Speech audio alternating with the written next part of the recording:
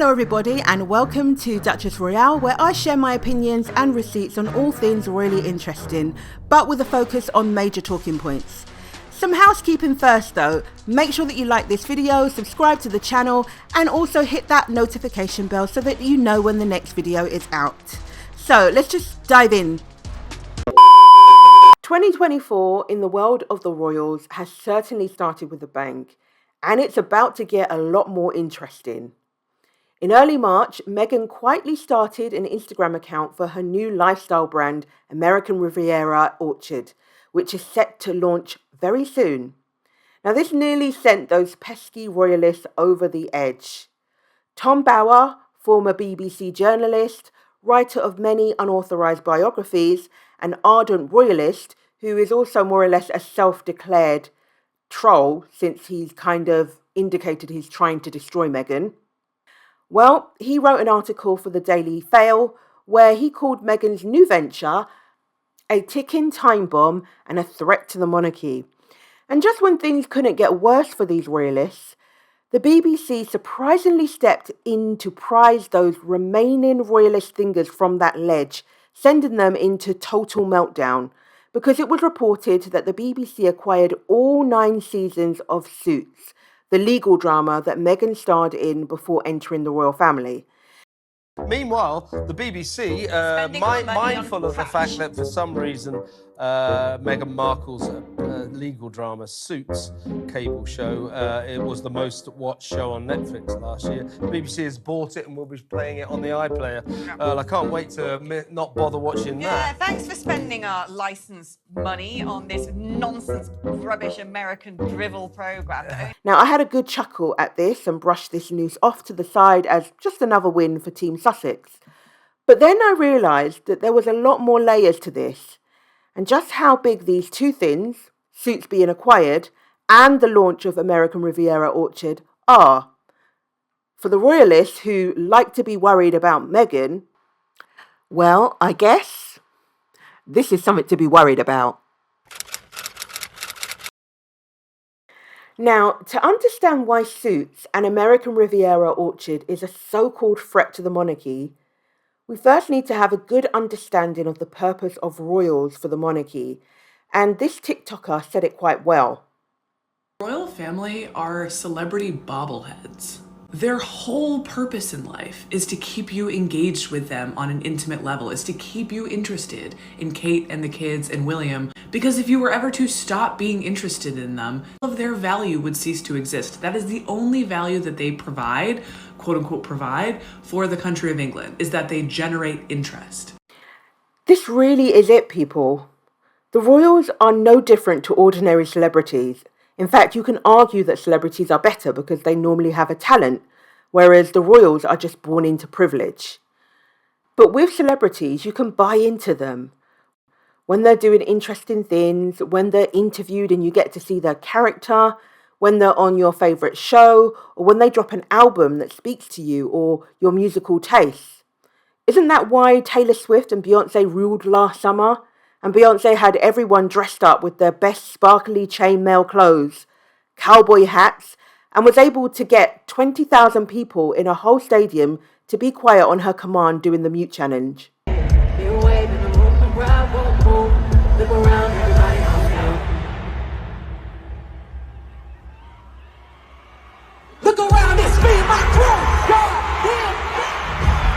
Even Madam Duchess joined that beeline and went to Beyonce's Renaissance concert, not once, but twice. And she got and followed the memo about the dress code too.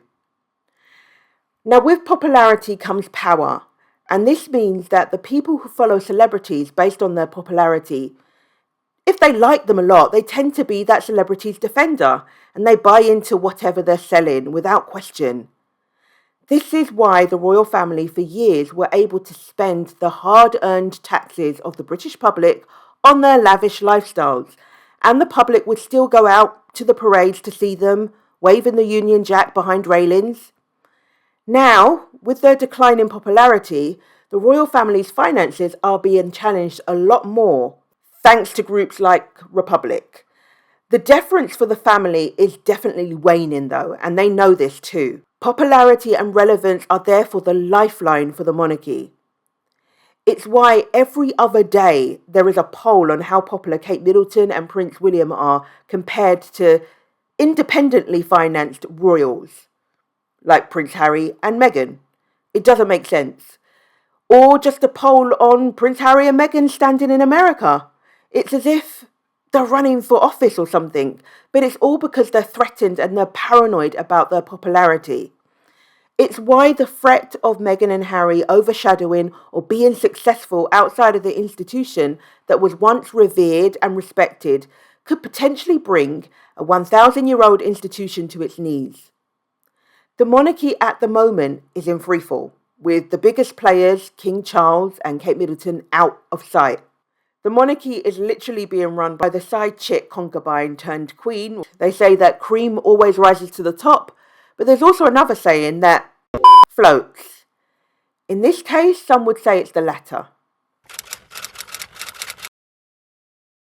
I think for so many people in the family, especially obviously the men, there can be a temptation or an urge to marry someone who would fit the mold, as opposed to somebody who you perhaps are destined to be with. This comment by Harry angered the royals and royalists to another level. You know how they hate it when he speaks the truth.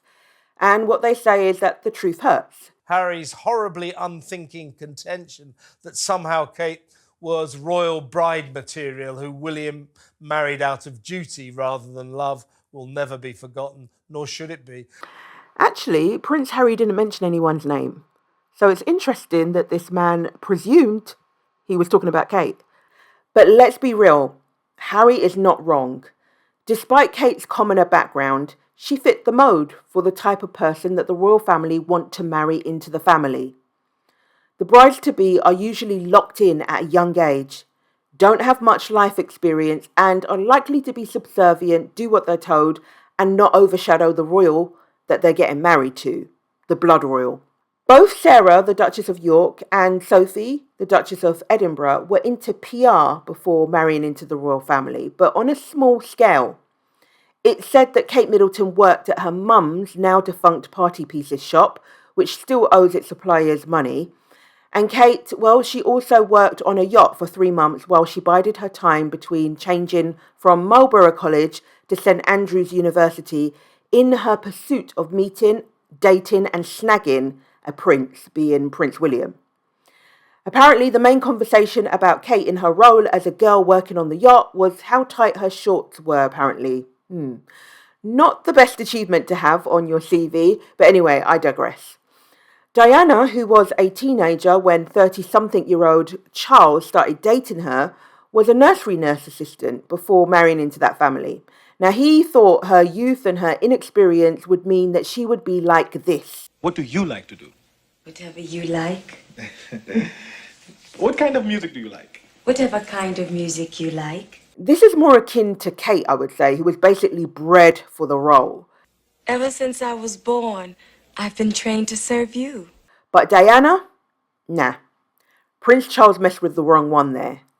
When it comes to Meghan and Harry, well, the narrative from the right-wingers is generally, you would be nothing without the monarchy or without your titles. We know that's not the case, but it is the way it's been and how it's supposed to be for an outsider who marries into the royal family. For Sophie and Kate, it would be incredibly hard for them to succeed outside of the royal fold because Kate came in pretty much as a blank canvas with very little life experience apart from working on a yacht. Sophie had a little success as a PR girl, but her standing and her popularity in the royal family is meh. Despite them calling her a secret weapon for the last 4 years, well, a secret weapon which, may I add, must be the best kept secret weapon known to man. So going it alone outside the firm would be hard. It's really hard to go from being a royal family member to just walking into a normal job. And she doesn't have that appeal that would enable her to attract lots of opportunities and to generate interest in her as a celeb. The paparazzi aren't interested in trailing Sophie of Wessex around because it doesn't sell newspapers, and you know it as well as I know it. You can't say Meghan compared to Sophie. It's like comparing a Ford Fiesta with a Lamborghini. I mean, the two, forgive me, Sophie's a good egg. And the royal family needs, good, hardworking, loyal people. But Meghan has star quality, which is why we keep talking about her. Not only that, but the monarchy controls its royals with its money. Those born in and those that marry in. It generally tends to be the monarch or the heir to the throne who holds the purse strings for everyone. Therefore, if you leave with nothing. As Prince Harry said in Spare, when he was still in the institution, at a big age, he still had to get money from his dad, and he was shopping on a budget in places like TK Maxx. The financial control, where you don't have control of your own purse strings, it's to stop you from even thinking of leaving. Fergie had no choice but to leave because of her divorce, and as we saw, it was hard for her to flourish outside of the institution, especially as she had nothing really solid and of substance to fall back on. Instead, she dealt with scandal after scandal on her quest to be self-sufficient, and she often faced financial ruin. Now, she has since been able to pick herself up now and to earn a modest living for a duchess, but it's been a long road for her. Although Fergie used her titles to get money from a fake sheikh, she went on Oprah and shared negative experiences of living in the royal family in the Gilded Cage. Despite all of that, and writing her books, emblazoned with Sarah, the Duchess of York, she is never accused of monetizing her titles. There is never ire for her and her outside of the monarchy ventures. No calls to strip her titles, and that is simply because she's not seen as a threat, because the level of interest surrounding her is minimal. Unlike Prince Harry and Meghan, she doesn't command eyes on her. She was recently in a Hallmark movie. Not a lot of people even know that, and that's because no one's checking for her. Now, Diana, who on paper fit the mold of a perfect royal bride, was just a big anomaly. See, the interest and the affection for her was insane, and everything she touched outside of the royal fold turned to gold. She was the exception to the rule. But Fergie's pre-royal legacy, well, it wasn't enough to set her up for success or easy success. Meghan now, well, that's a different story. Meghan entered the royal family with millions in her pocket, 3 million followers on Instagram, and a body of work that showed that she was hardworking, well-read, and talented. You only have to look at her CV, and by the way, this one has not been updated, to see her accomplishments are serious. She came with a wealth of experience that was better than any member of the royal family when she arrived. That's why her very first royal project was a rip-roaring success. That's why she could rock up to an event with no notes and deliver a heartfelt speech without mumbling. That's why she could do 76 engagements while pregnant on her first real tour, which was amazing, and not cry about being overworked on the third engagement, down in tools, and running off for a holiday. Instead of embracing her work ethic, though, her experience and her charm, it embarrassed the leftover royals because her brilliance really revealed just how basic they were in comparison to her. Now, Meghan and Harry have always connected their first tour to Australia, New Zealand, and Tonga to when the smear campaign against them first started. Now, that tour was a raging success, and to be honest, all of their tours have been. But it was literally Prince Harry and Duchess Meghan mania on the trip. So what was interesting about this tour is that people came out to see the royal couple because, they were the hot new royal couple on the block. But some also came based on what they knew of Meghan before she joined the royal family. Those who knew her as a feminist, her work with women and girls, and her charity work. I'm just in awe of her as a human being, and it's just kind of amazing to meet her.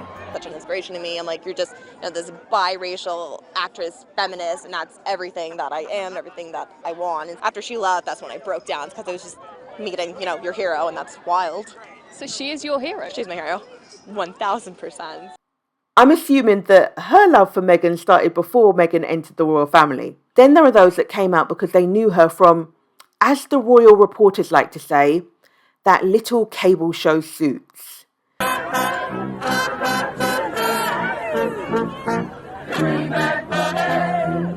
This crowd here literally turned up to welcome her by playing the theme tune to Suits, not God Save the Queen. This was Meghan's successful legacy rearing its head again and undoubtedly putting the royal family's noses out of joint. It is no coincidence in my mind that the Meghan made Kate cry story, which was not true, it's the other way around, came out in the month following this successful tour of the Pacific Islands and 6 months after the wedding where this concocted story took place, which I think Kate or Kate's team or someone connected to Kate most likely leaked it to the press. It's also no coincidence that Jason North, who was on loan to the Sussexes but worked for Prince William as a comms guy, sent the email to HR complaining about the Duchess's so-called bullying behaviour just after they finished that successful tour in October 2018. Finally unleashing the confidential email just before Prince Harry and Meghan's Oprah interview 3 years later. So it was like they purposefully sat on stuff to use against them. I mean, these people are not subtle at all.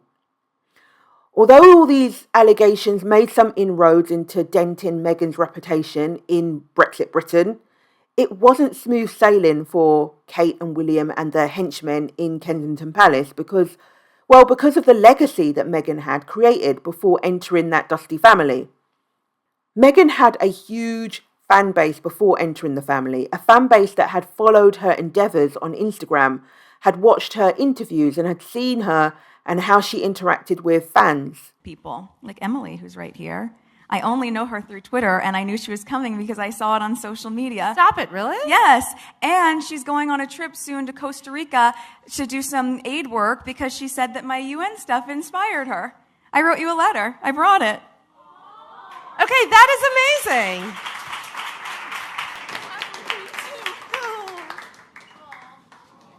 It's so good to finally meet you.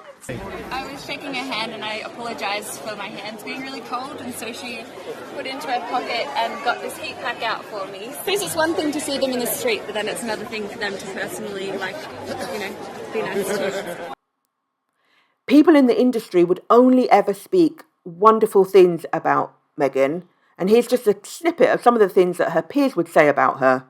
I'll give you an example. I was working till 4:30 in the morning on a Friday night, and my husband was traveling for business. And on Saturday morning at 7:30, right about 20 minutes after the kids woke up, my front door bell rings, and it's Meghan with scones and Starbucks. And we turned on cartoons, and the girls were like, "What is this amazing thing called a scone?" And we let them eat them in bed and get crumbs everywhere. And it was just exactly what I needed, off in Toronto, and really, really delirious morning to have my friend show up and save me. So to try and convince her fan base and the people that followed her that the loving, charitable, friendly actress had now, on marrying into the biggest and whitest institution that's also bedded down with the media and the government, suddenly became, from little old America, or big old America, a demanding diva bully. Well, that was just plain ridiculous. That's stupid. Use your common sense. But the media did still try and smear her. And here, Harry talks with Michael Strahan from GMA about how Meghan, having had a successful career and being a public figure with lots of personality and having had a fan base already, made the smear campaign less straightforward. It was really interesting for me to see the royal correspondence write about my girlfriend with the same techniques that they'd written about previous women marrying into or in relationships with members of my family. And they're coming in almost with a blank slate, and it gives the British press an opportunity to cast them in a particular role. And when Meghan came into the fold, they tried to do that to her as well. But she was coming into a relationship with me in her mid-30s. She had a very public career of which millions of people knew who she was because they'd been following her. But this time, fans and people that knew Meghan were pushing back and saying, That's categorically false. You can't say that based on the fact that we know who she is. In addition, the attempts to defame her were not subtle. So her fans and people that had cottoned on to the games that Kensington Palace were playing were like, nah, no. You are not going to do this freely on my watch.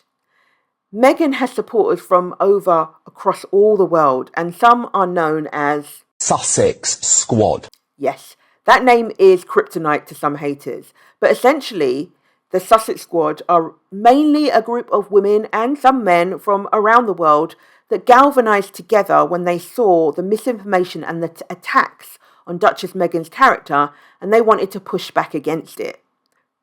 They tend not to look like dried bitter prunes though. Instead, they're mostly educated in well-paid jobs. They're ready to drag a bitch politely, and not so politely, but with pure facts and figures. Only when they have to. They also have that giving spirit like Meghan and are therefore very charitable. Now, Meghan's Suits legacy is what stopped her from being completely buried by the smears that Kensington Palace concocted with the papers, the tabloids, and that Suits legacy would come back in full force in the summer of 2023. Suits, the legal drama that Meghan was known for pre-royal family, had an unexpected resurgence when it was brought to Netflix America in June 2023. I'm a fraud.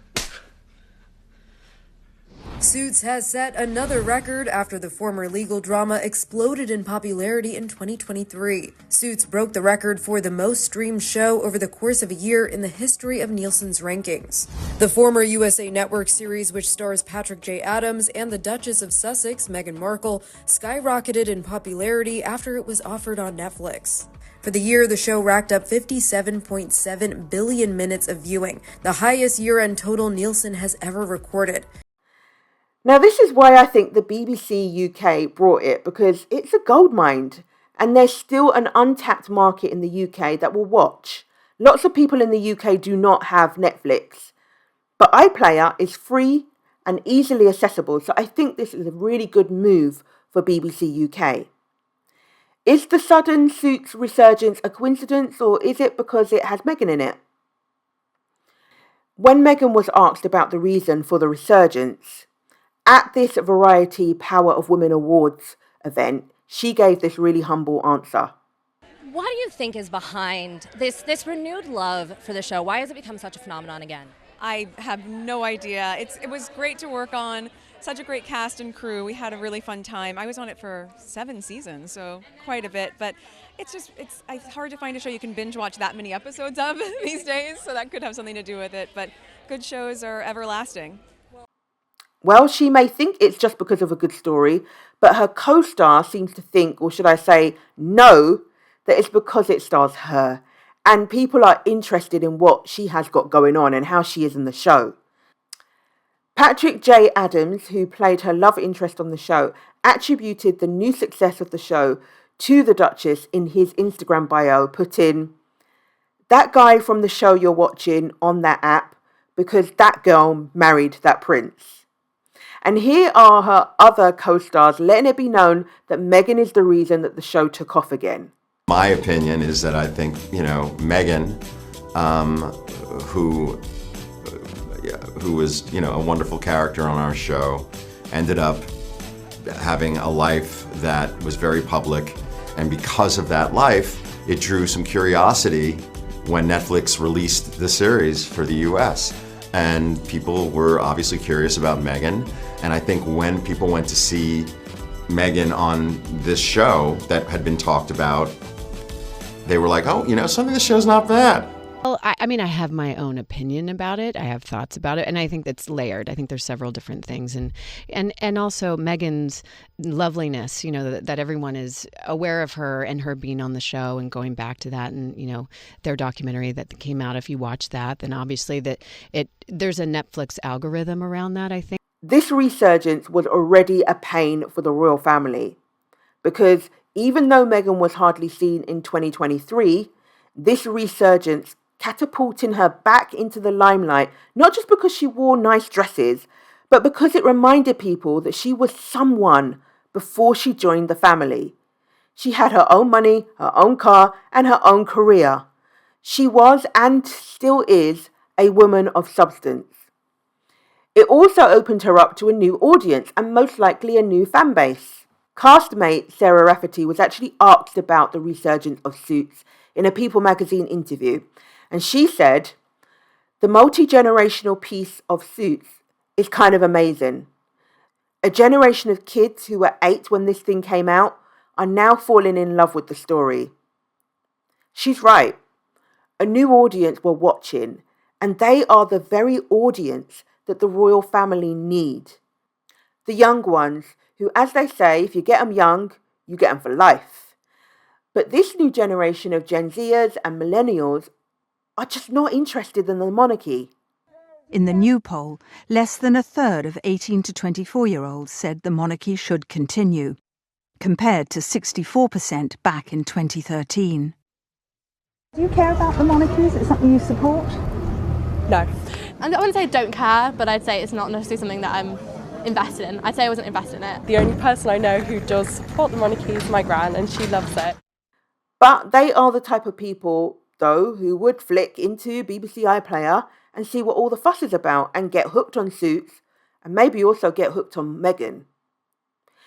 One of the problems for the royalists who dislike or are jealous of Meghan, well, with the BBC's new acquisition of Suits, is the fact that people will be able to watch for themselves, which will expose the lies told by people like royal correspondent Camilla Tomney, who's also known by the hashtag on social media, Camilla Tomney is a liar. You make stuff up and you should be held to account for the fibs you've told to people. She said that Meghan was a little known actress on a little cable show, and obviously she said that in a way to undermine Meghan. That rota rat is always trying to minimise Meghan's achievements. I wonder if she knew that William and Kate were fans of the show, and most likely fans of Meghan. We can definitely say that for Kate, who has, I don't know, for how long she has colonised Meghan's style, and she has gone from dressing like a Stepford wife to a Meghan 2.0, but a Sheen version. It's most likely that they still are fans since they watch everything that Meghan does, but that Annie Wilkes from Misery kind of fan, if you get what I mean. I'm your #1 fan. I digress. Now, the new acquisition of Suits means that people will watch and see that actually Meghan is an amazing actress and she didn't have a small part, which is commonly thought of. The exposing of these lies is not even the main worry for the unhinged royalists. The main worry is actually the psychology of it all. What I mean by that is that most people don't just like a show, they like the character, and that's how fan bases start. Watchers fall in love with the show, maybe fall in love with the character, love the acting and the storyline, and by extension, the actor that played that character. These people then tend to follow what that actor does, watches interviews that they're in, and just generally starts liking them, not just for the character they're playing, but also who they are as well. After all, that is how Meghan grew her fan base on Instagram in the first place. It was through her work on Suits and her charitable endeavours. It was funny to see that new people last summer were posting on X and discovering the Duchess of Sussex was actually Rachel Zane, and they definitely had a new appreciation of her. So I think it would be good to have a look at some of the comments that were made on the streets of social media. But before I do that, on the other end of it, the people that are, royalists that are kind of bitter about it, the main kind of things that they say about this is that, she was a D-list actress, didn't act very well, that it was a small cable show, and also that she wasn't in it that much. But this is what many other people were saying in contrast to that. This user said, Meghan Markle really acted her arse off in Suits.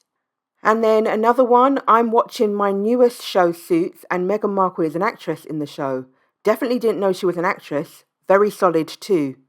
And another one, the legal drama Suits is such a good show. Love the characters and the styling of the show. I'm so totally addicted. Duchess Meghan is such a good actress. And G said, had no idea Meghan Markle was an actress, let alone a main character on Suits. Laughing my ass off. And then Laurie said, I didn't realise how much Meghan gave up until I saw her in Suits. She's a really good actress. Sharp, funny, she pops. I thought she was a suitcase girl on Howie's show, but she gave up a potentially huge career to marry Harry. The UK will love Suits. The O Professor said, Meghan Markle was a really good actress before marrying into royalty. We've been watching her in the Netflix series Suits. These snide attacks on her are ridiculous. I'm watching Suits, and to be honest, I understand Prince Harry. If my wife was Meghan Markle, I'd burn down Buckingham Palace with no regrets. I'm sure he was only joking. Perk said, is Suits a good show? Hell yeah. Am I just waiting for the next scene with the Duchess of Sussex? Damn straight. And Liz Anderson brings some facts and figures. Meghan was acting on Suits for $50,000 an episode, and she did that for 7 years. She also had a successful blog and designed 2 women's clothing lines during those 7 years, and she was also a World Vision ambassador and travelled to Africa and India promoting clean water initiatives. Another one that recognises Meghan's pre-royal life. So Joe said, Meghan worked hard all her life. Getting a career in acting takes resilience and perseverance. Very few succeed. I'm watching Suits. She's great in it. She's also had a successful blog, is very business-minded and super smart. She has worked for good causes since childhood.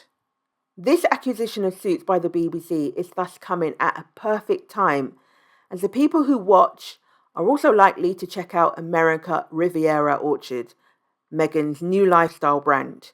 So Meghan's past is nicely helping her to set up her future. So America Riviera Orchard Instagram went live on the 14th of March and posted 9 squares revealing the logo for the very first time with what looked like Meghan's own calligraphy handwriting. Now, the launch also included an Instagram story showing Meghan arranging flowers in the kitchen of her estate in Montecito Palace and posing in an alcove wearing a black ball gown. The video is set to Nancy Wilson's song, I Wish You Love. Now, within a few short hours, Meghan had already had 250,000 followers. As it stands now, she has nearly 600,000. Bearing in mind that this is not a personal account, 600,000 for a business account that hasn't even posted any business on it is pretty fantastic. So these are some screenshots of high-profile figures with the follow account of their personal Instagram next to the same of their business accounts. So as you can see here, the business accounts always seem to get way less followers than their personal one.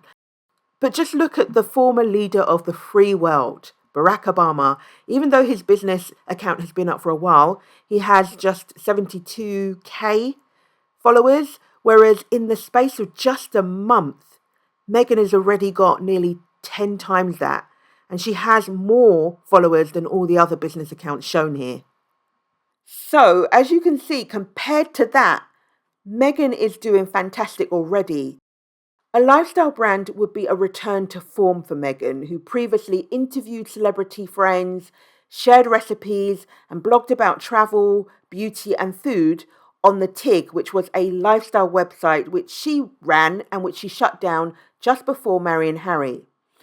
Although I doubt that this will be exactly like The Tig, which was more like a blog, I do think that it might be inspired by the very same ideas that The Tig celebrated. According to the trademarks and patents set up under the business name, which those royalists who say that Meghan is irrelevant investigated, she could be selling anything from cookbooks, tableware, pillows and jams. But we'll just have to wait and see. With the new website, this is what we're going to see. We're going to see Meghan becoming potentially the new Martha Stewart. One brand expert who's worked with Meghan says it could make millions. Look at the king. He has Duchy Originals. You know, people all have these different brands, and that's jams and it's biscuits. You know, I think Meghan's allowed to have a bit of her lifestyle that people can buy into. I think she'll always be open to criticism and people will criticize this. But I think the fact is it's pretty authentic. The lifestyle landscape's full of famous faces. Gwyneth Paltrow defied her critics, but told Sky News it wasn't easy. It's actually funny at this point, you know, when I look back and I think about how mean people were about, like, you know, a number of things. I think there is maybe a satisfaction to know that, you know, not to be glib, but just to know that I was onto something, my instincts were right. Meghan and Harry hoping their instincts are right as they rebrand into a lucrative but risky industry. Laura Bundock, Sky News. When Meghan left the Dusty Royals, I'd been saying that Meghan should get her Martha Stewart on. Martha Stewart started her lifestyle business in the 90s based on that old adage, there is no place like home. And yeah, she became a billionaire from it. And you never know, maybe Meghan might do too. Certainly, Meghan is taking inspiration from Martha, who was also flattered by this revelation. Meghan Markle has said that she wants to become a brand like Martha Stewart. I want to be like Martha, she said. I just read that today. Well, you and I are reading the same sources. Well, I'm flattered. Give her the advice if she wants to do this. I'm flattered and produce good products with that work and will help the homemaker have a nicer life. And that's what it's all about. The thing is, lifestyle is such a good area of business to enter into, and I fear that Meghan will be taking a lot of people's money, but they will be saying, take my money, my house and my car. I know that many will end up broke buying all the things that she's selling, but at least when they're living in the shop doorways, at least they'll have a nice America Riviera pillows to lie on. But all jokes aside, Meghan's business has the potential to take her to billionaire status. This is not what the monarchy wanted. They didn't want them to leave and be successful. They wanted them to be down and out and hopefully to then come back to be dependent on the monarchy again. And even ardent hater, Daily Mail writer Jamois knows that she, whether she likes it or not, will be getting on Meghan's American Riviera Orchard train, where in this headline she says, whatever she's selling, I'm buying. Now, the monarchists are scared of the potential success of this business venture, and they're pretending their annoyance is that Meghan is using her title. She is using her royal titles, because it's all under the Duchess of Sussex. She is using her royal status to launch a pet food scam business. Right. As is her right, as is her business. Royal pet food. I mean, I've heard it all. Good for you, Meghan. Keep winding up the right people. Piers, I'm sorry for you in this difficult time. I do feel for you. Don't these people get tired of spouting the same old drivel? Get used to it already. Heal. But according to Tom Bauer, American Riviera Orchard threatens the monarchy, just as I said before, and he wrote an article titled, "The King and Prince William now face a serious problem. Why Meghan's lifestyle brand is a ticking time bomb for the royal family." Do you know, it really makes the royal family seem like a bunch of misery guts. I'm sorry, they're just like you've got your palaces. Can't you just be happy? Anyway, the article is a whole lot of nothing, but the main complaint is that she is using her title. And of course, they want to put in the emotional element in that she's launching this while Kate is supposedly sick, because for Meghan, her world has to stop. Also, the king is ill too, so they've thrown that in. So the clue to what the real issue is, though, is where it says, the next step must be to remove their titles. Now, for Charles, that will be difficult. But as the king and Kate recover from their illnesses and rebuild the institution, it is a necessary step to protect the sanctity of Britain's most precious brand, the royal family itself. Tom Bowers knows the monarchy is in a dire state at the moment, thin on the ground with half the senior working royals gone, being led by people with an average age of 70. Nothing wrong with that, but there's everything wrong with that for an institution that wants to engage a younger generation. The real worry here is whilst the monarchy is struggling, people's interest will wane and they will fear that the interest in ARO could be high and the business become a huge success. As mentioned earlier, working royals and their spouses are controlled by the money that's held by the purse holder in the family that's high up in the hierarchy. And that's, like I said, to make sure that they don't leave. Harry was asked by Michael Strahan for GMA why King Charles, who had a 250 million plus coronation, and I think that went up into the 300s, why he couldn't somehow find the money, particularly as he's also a billionaire, to fund Meghan as a working royal. I was surprised when I read that you're in the car with your father and your brother. Kind of casually brings up Meghan, and then casually drops in that he doesn't have enough, he wouldn't be able to support you both. How did that make you feel? Where did that come from? It's a funny one within the family, right? My father was ultimately responsible for both me and my brother and, our partners and our families. So it did seem a little bit strange that somehow the rules were being changed or that I was being guided on a very different path, or at least my partner was being guided on a very different path, should we end up getting married. Now, this is something that Harry mentioned in Spare. This is something Charles, as the then Prince of Wales, was supposed to do, sort of as a payment for Prince Harry and Meghan being senior royals. This is something that he did for William and Kate. But my theory is that Duchess Meghan had become a style icon at this point, before the wedding.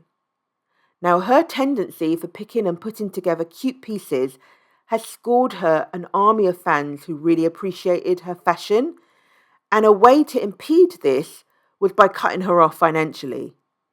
They were hoping that she would start shopping in TK Maxx like Harry did. But again, this is where her legacy popped up and saved her from ruin. She had her own money from years as working as an actress, and she brought her own clothes, which were incredibly stylish. This is why the security was dropped in that first year when they left the working royal team. I think, and because it was done prematurely, I think it was done to smoke them out and get them running back with their tail between their legs much sooner. But again, it was Meghan, through her contact, Tyler Perry, that was able to get them to safety and into LA. Now, the beautiful thing about this is that the launch of America Riviera Orchard was on the day of Meghan and Harry's freedom flight 4 years ago.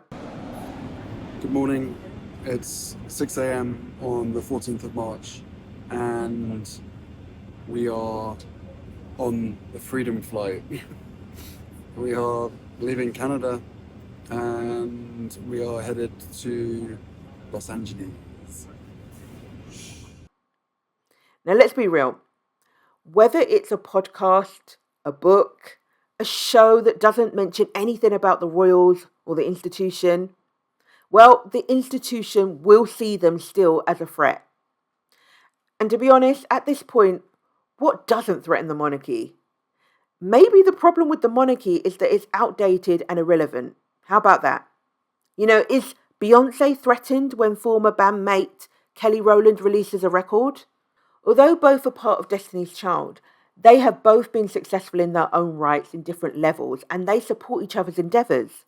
Now, if the monarchy were smart, they would have supported Meghan, because when she does win, it wouldn't look like they were losing. Instead, it would look like they backed her. But this is just a hoop dream, because the whole idea is that for the monarchy to survive and retain its prestige, all other outside endeavours by runaway royals need to be seen as a failure. But ARO is a tool which could set up Prince Harry and Meghan financially for life. Show me the money. It's a business that can see them continue to be financially independent. Now, the royalists believe that its success basically undermines the stature of the royal family, which is why you have all these ridiculous stories about Prince Harry and Meghan being really desperate to come back and be working royals, despite all they've said about how abusive that was for them. Hello? Anybody home? I mean, what grade of stupid do you have to be to believe that Harry and Meghan want to go from freedom back into slavery or a form of it. Harry and Meghan are enjoying their life in the States, and Prince Harry has said that many, many times. Sweet home. The thing is, if an institution can potentially be brought to its knees by scented candles and goose feather pillows, maybe it should just exit left and bow out gracefully. Anyway, that's it for this video. I hope you liked it. Please do press the like button, subscribe to the channel, hit the notification bell, and leave a comment down below. I do go through them, and I hope to see you on the next video. But for now, peace and I'm out.